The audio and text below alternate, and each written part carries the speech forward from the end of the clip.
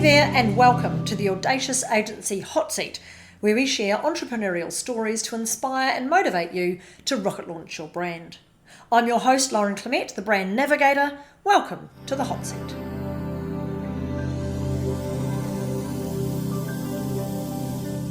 So today in the hot seat, we have the lovely Lora Starling, who is a designer, and I cannot wait to get inside it's Lora, isn't it? I'm going to get your name right. Getting inside Laura's brain. It's going to be Lora and Lauren show today, but yes, I am so intrigued by this amazing woman's background and what you've done and the unique way that you see design and the way that your brain works. I'm so interested. It's going to be such good fun. So, Lora, please can you start off by just introducing yourself and giving us a bit of a background about yourself and where you're from and what you're doing? Sure. I'm Lora Starling. Having been born in Australia, I went to school here and then worked here for a year and went to London, where all the best branding was happening in the late 70s. It was fabulous.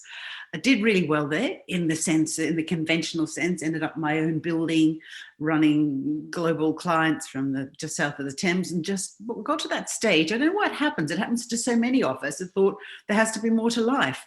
But the logos, the branding, and it's quite an interesting story, but the branding, I just knew intuitively that it was much more powerful than just making a company look good and selling products that aren't doing very much for the future of our world. So I went on a journey and found out how powerful logos are and how we can all use them. That's the short version. Brilliant. I love it. So what I love about that is that what you're telling us is there is some real meaning behind brands, which is absolutely speaking my language, which I love. Tell us a little bit what it was like working in that fabulous, I mean, you're talking 1970s, late 1970s, working in that design industry in London, being surrounded by some amazing talent. What was that like? I wouldn't swap it for the world. It was just so buzzy. It was sort of the grounded 60s. You know, the 60s was kind of wild and things, but working through the night, just loving, passionate what we do, knew we were making a difference in the world. And that love for design, I think design has lost its way. It was like, you know, tweaking, getting excited about letter spacing. You know, it was real design. You know, people pasted real things on real boards. We were like conductors of the orchestra of the future. You know, we pull so many threads together, the client, you know, the other design team, the artworker, the photographer. Each of those would be chosen independently as threads to create one logo, and how that logo was used that then almost like followed those threads back on a different track outside into the world. Whereas now we just sit in front of a computer. So we have to do that in a different way, in a more, I don't like the word subliminal, but in a more consciously unconscious way. That makes sense. Yeah, absolutely. So this is in the world before computers, wasn't it? It was. Makes you sound very old. I'm very old. Oh, I remember the days before computers where people used to have to draw and create from nothing, which is, yes, it's a skill that you still use today, Lora, that before jumping onto the computer, you'll sit and you'll reflect and you'll do a bit of research first. I tend to go straight onto the computer, but there is something amazing. I will often, I mean, you know, I've got scraps of paper now, you know, around the place. There's something in it. There's been research that shows that when we have a pencil in our hand and we draw something, it uses a completely different part of our brain. So I will still often do painting and I'll still write things down to just kickstart that. And then once I'm sort of like tuning in, once I've got that, then I can go onto the keyboard. But there is something magical about real. It's what you were saying before we started this. You saw real people the other day. And we're having a great conversation and I'm loving it. And hopefully I'll get to meet you one day. But I know it's going to feel different when you walk through the door. It's like, oh, it's 3 dimensions. Real experience. Yes, absolutely. Now, Lora, a lot of people say, you know, that all sounds grand. I love the idea of painting or drawing or using another part of my brain. But a lot of people think, well, I'm not creative. How do I look at design or utilize design in my life and in my business if I'm not particularly creative? We are all creators. I think we're creating our lives every second of every day. So do you want to be your own creator, or do you want to allow somebody else to create your life? So when you go out and you buy a t-shirt, and I notice you're wearing your own brand of t-shirt, well done. You know, you're allowing somebody else to create your life. And this is the way that the world is. You buy anything with a brand, you know, and usually those brands are on our heart area or on our third eye area or around our hara, you know, with the knickers that are around these days with the logos around it. And we identify ourselves with somebody else's creation, with somebody else's dream.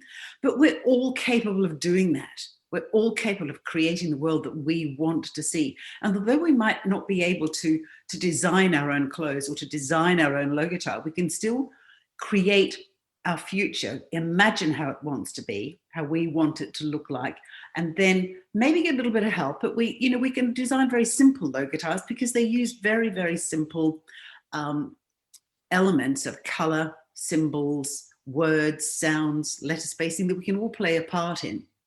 So we are creative. So the main thing is getting your intention right and getting your vision and your dream right. And we can do that on our own, just sitting and musing, sitting under a tree and say, what do I really want? Tell me what you want.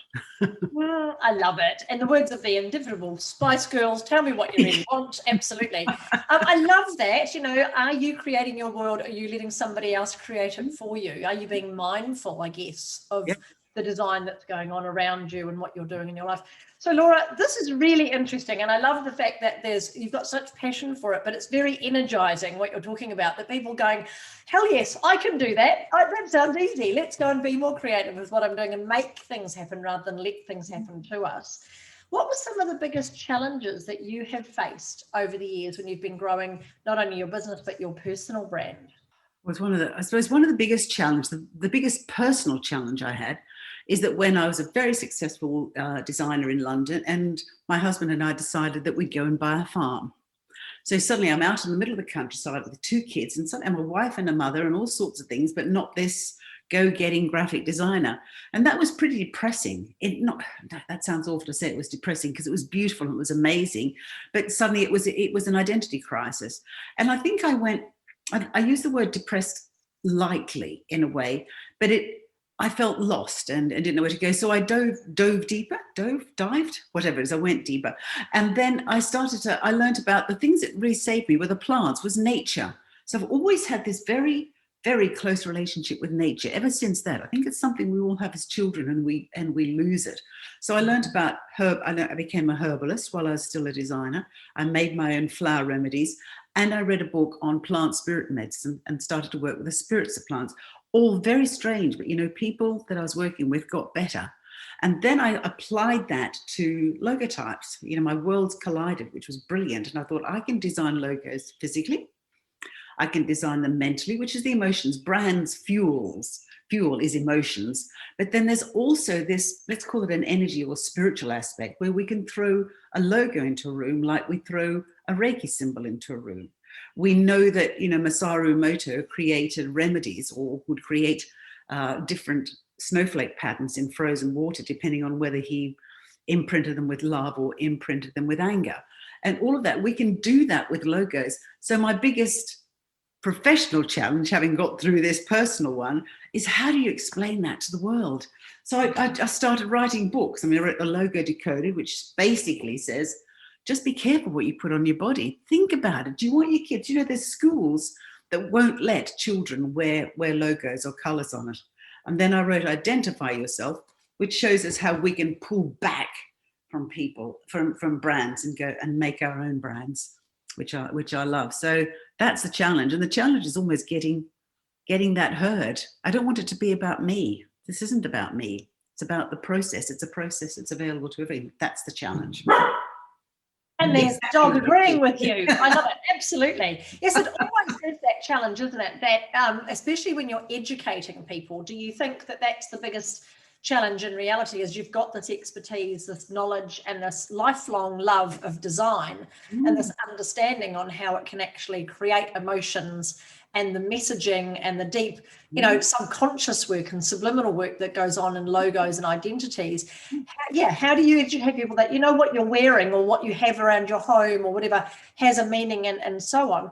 So what are you doing to overcome that challenge and to educate people so that I'm having this sort of conversation, because I find when I do have the conversation and writing the books, And the latest one to come out is actually is that which is called Future You, which is a much lighter little one, to sort of say, hey, you could be somebody else. I mean, the Future You one starts off with a story about a woman that I met in a pub, and she was so excited. And it was as if she'd won the lottery. She's changing the world. I wish she'd had done this before. And I'd waited for too long, and maybe I shouldn't have done. I said, for goodness, what have you done? Invented another fuel? And she said, I bought a handbag worth branded handbag worth £5,000. And she felt like she had made it. And it was like, this would have been made in some factory by poor people. What is it about a handbag that can actually make this woman, this apparently successful woman, or feel even more successful, as if she's made an intelligent person? And I thought, that's not helping the world become a better place. No, absolutely. Isn't it interesting how there's so many superficial brands or loves of brands that are out there and so on? I know when I worked at Saatchi, the CEO at the time was Kevin Roberts, and he went on to head up Saatchi's in New York and wrote the book Love Marks, which I'm sure you're... Yes, great, yeah. And it is very similar to that, isn't it? You have to be, and it's a challenge, I guess, as well, Laura, to the designers that are out there and the creatives that are out there. When somebody asks you to develop a logo or a brand or an identity for something, yes, you have to take the brief from the client and you have to do what they're asking you to do, but you also, as a designer, need to be conscious and aware of what you're creating, don't you? Well, I think you do. I mean, I used to design cigarette packets for Philip Morris a long time ago. Good now. And that's what I love about the different way that I work. And I'm really lucky in that I don't want to work for people who just want to make the big bucks. And yes, I don't want the wooey stuff that I just want to make the world a better place. I think there's a kind of an 80-20 or a 60-40. So we all need to earn money. It keeps us alive, it keeps us going, it feeds our kids, all of that. But it's not just, I want to earn money and I don't care what happens to the rest of the world, which is how I think not a lot, but many of the global companies work, on that. So I like to put just to sort of flavor the intention, which much more I'd like to be happy, I'd like to create a better world, and I need to earn the money. Because everything we do is intentional. I think it was Oprah Winfrey that said, intention rules the world.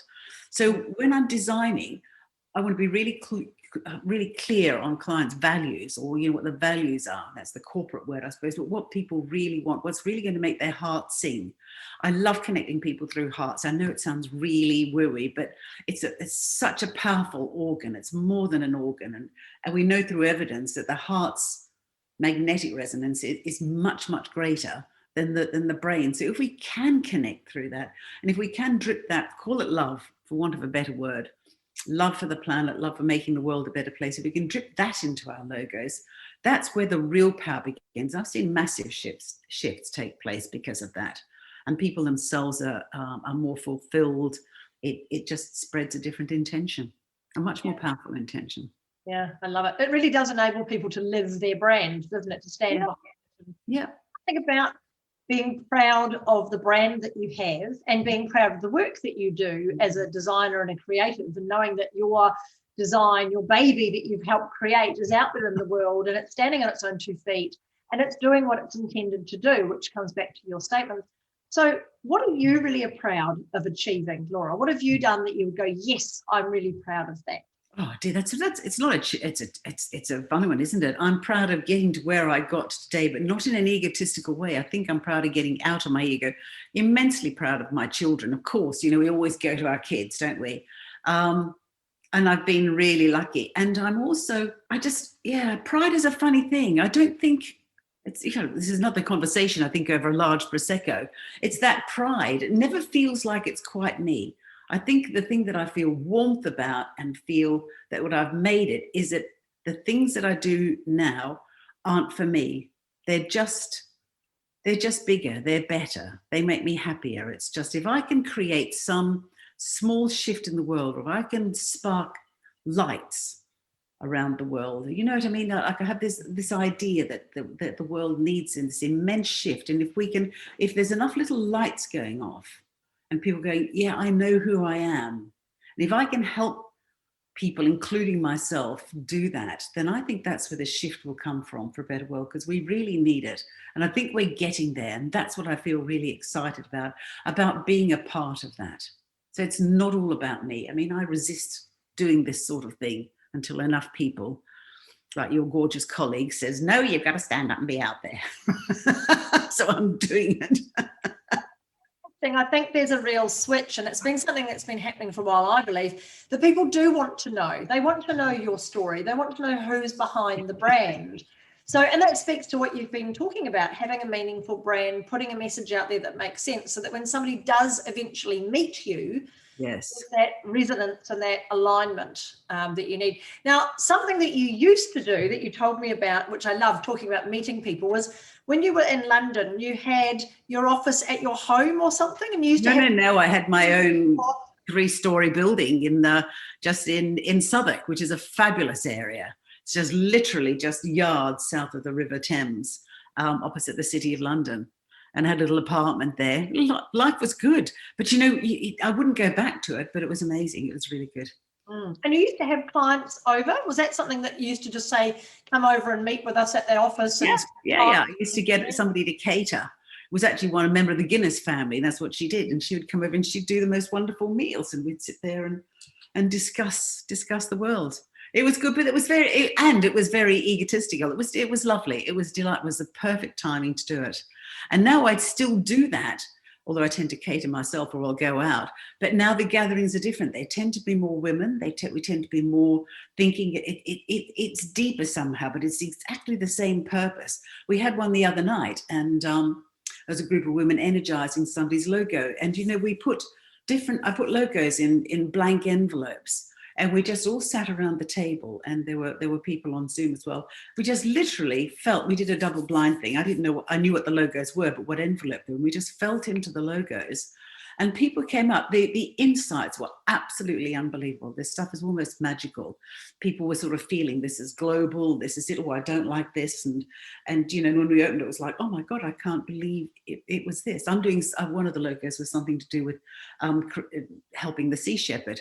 And somebody felt it and said, I see the beach. It was that distinct. So there's stuff I like going, there's more power, more authentic power at those deeper levels. So the conversations are the same, but they feel much better. Yeah, absolutely. Those were the days of the long lunch, weren't they? Back in the 70s and 80s, where you could, all sorts of amazing brands were created on the back of an envelope or the back of a bar tab or a coaster. In all those places back then. So, Lora, you really are pioneering or changing the way that people look at the effectiveness of design, aren't you? Yes. And how it can actually affect people. Absolutely. So challenging is that? And if you could say, okay, I'm going to wave a wand and go into the future, what would that achieve? What would that change in the world for people? I always have this it's a weird vision. It's a sort of thing, but, it's almost like, I'm not really a Trekkie, but you know how things happen in the ether and sort of spaceships and Star Wars? I kind of almost see these logos flying around, because we can chuck our logos into it as well. It's like somebody's going, buy me, buy me, buy me. I'm just going to send my logo up there and check you out. Or I'm just getting, it gives us a device to work in the quantum field. So it's another tool that allows us to play in the same field as the global brands. So, taking them at that more energetic level, or finding out, we can journey through the journeying process, the logo. I wanted to wake up people's different centers, wake up our right creative brains, because that's the only way we change the world, by working with our creativity. I spoke to the guy who wrote The Master and His Emissary. His name eludes me. Ian, anyway, he lives in Scotland, and he goes around the world lecturing on how the right and left brain communicate with each other. And I said, can I write this? And he said yes. And it was basically that our right brain is always looking for new ways of doing things. Our left brain is going, nope, I've got you here, you're still alive, that's what we're going to do. Unless we open more and more and more to our right brain and trust it more and be creative, whether that's through meditation, drumming, painting, whatever, eventually the little doorway in the corpus callosum will open, the left brain say, okay, it feels safe, and we'll rewire. And then we have another way of working. And so the logo works with both of those sides of the brain in a beautiful way. So we can help people become creative, more creative, then they can create the future they want and do it by realigning their left brain with the doing. I love it. So you really are leveling the playing field, aren't you? Yeah. For anyone's brand to compete, because it is a highly overwhelming world out there, isn't it? So to be seen and noticed and have meaning is quite difficult. So I think that's such an awesome vision. And I love the bit about the left brain, right brain. I know I'm just going to get it right. I think if there was someone said to me, you can tell if somebody is making something up or telling the truth, depending on where their eyes go. Yes. If they're coming up with a story, they're going to look towards a certain side. I guess they look. It's the left side, side, because that's the past. I think, although it could vary. I'm not quite sure if you're left or right-handed or the right side, or if you're completely making it up. It's like, oh, I don't know. There's like 5 directions, but I know that left and the right. Looking at you, exactly. So if you have just tuned in, just a reminder, you are in the Audacious Hot Seat with Lauren and Lora Starling, and we are talking all about the impact that brands can have on the world. If you would like to see more episodes like this, the Audacious Agency YouTube channel is the place you should go, and the Rocket Launch Your Business Facebook group, of course, is where all our gurus and our members hang out. It's a couple of thousand people from all over the world in there. And of course, you can catch this as a podcast, The Hot Seat with the Audacious Agency, wherever you get your favourite podcasts. Now, Lora, we talked about waving a magic wand and going into the future just now. What if we did the same thing and sent you back to your past, back to the 70s when you were there in London having an absolute blast, immersed in that amazing design world? What would you tell yourself in order to just maybe help yourself out with, where you were going and what you were doing at the time? Do you know, I've thought about this a lot, and I don't know that I would tell myself anything. I don't think you can look back and regret things, because I wouldn't be here today, even with and I'm meant to be here right now. And I think I used to have a coach, and she used to live in Alaska, and she said, you're in the right place at the right time all the time. And I just thought, that's right. Why would we change? You don't know. And I have this other it's not my theory, it's another scientific theory, that maybe we're living all these parallel lives at the same time. So maybe this is just the life that I'm experiencing at the moment, because this is where I'm meant to be at the moment. There's another one of me who didn't manage to get stuck in Australia with COVID, or who married somebody else or something, so we are where we are because that's where we are, where we're meant to be. I love it. There's those sliding door moments that you review in your life, don't you? Of what happened or could have been. I love it. And you're right. I know Annette has that favourite saying, it is what it is. And as you just said, we are where we are, and this is where we're supposed to be. So now, Lora, you've been working with Annette and at the Audacious Agency. What have they done for you? Annette's absolutely bloody brilliant. Seriously. It's so easy to help other people. And it's so difficult to help yourself. I mean, even when I go out and buy clothes, and I'm a designer, my daughter will say, Mummy, did anybody go with you? I'll go, no, but it was reasonably priced, darling, because I can't see me, but I can see you, it's very hard. So I was struggling a lot with just, who am I? I mean, I know who I am, but how do I get from the me that's me to them who see the me that's me, kind of that's a bit that I struggle with. I can't see me because I'm in me. And what Annette did, it was absolutely brilliant, that nobody else has done, is that she did a whole yearly plan, but she got me. And it's almost like she'll probably kill me for saying this, and I'm seeing her tomorrow night, so she can physically whack the Prosecco over my head. But she said,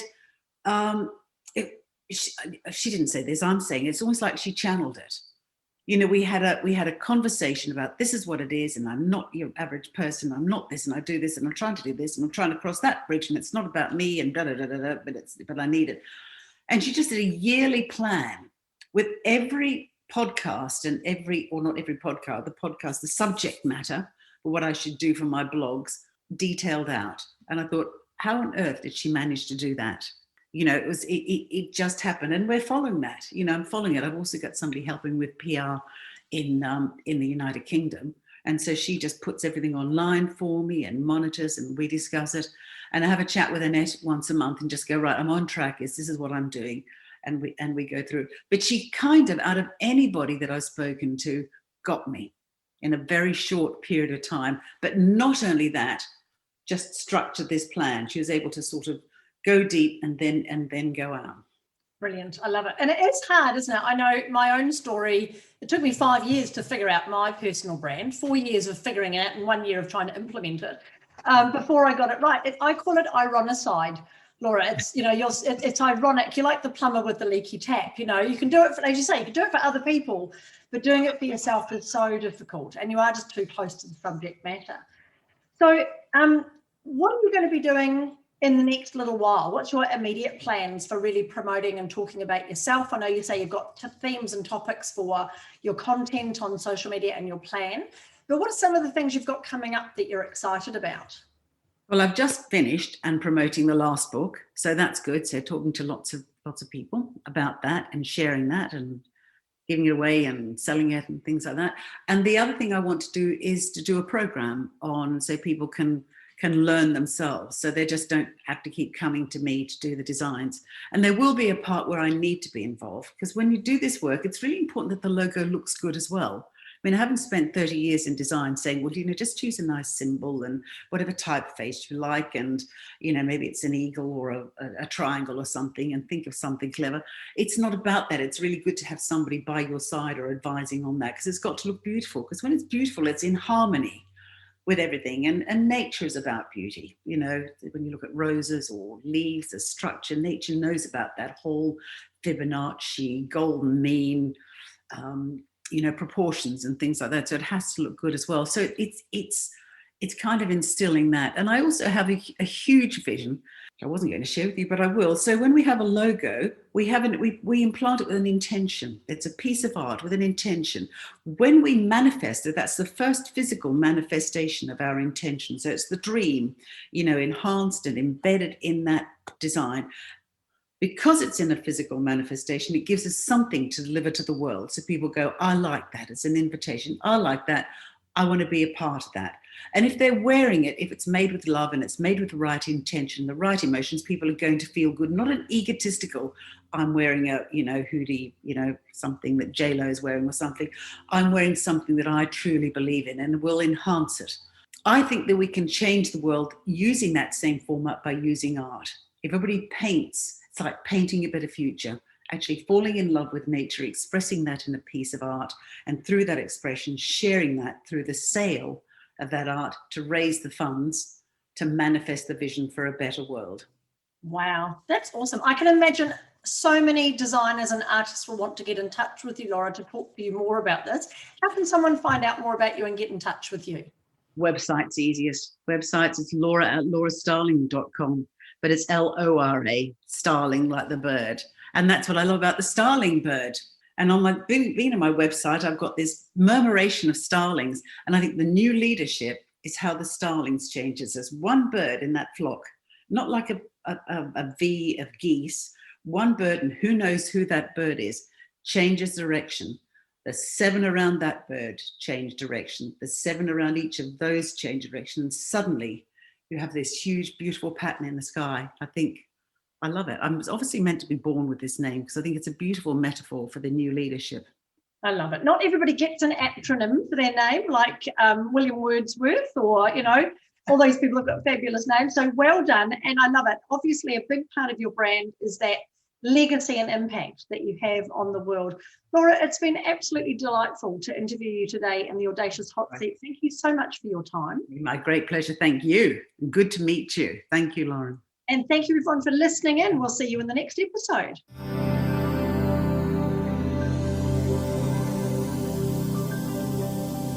Thanks so much to our audacious guest sitting in the hot seat today, and to everyone for listening. Remember, be bold, be brave, be audacious.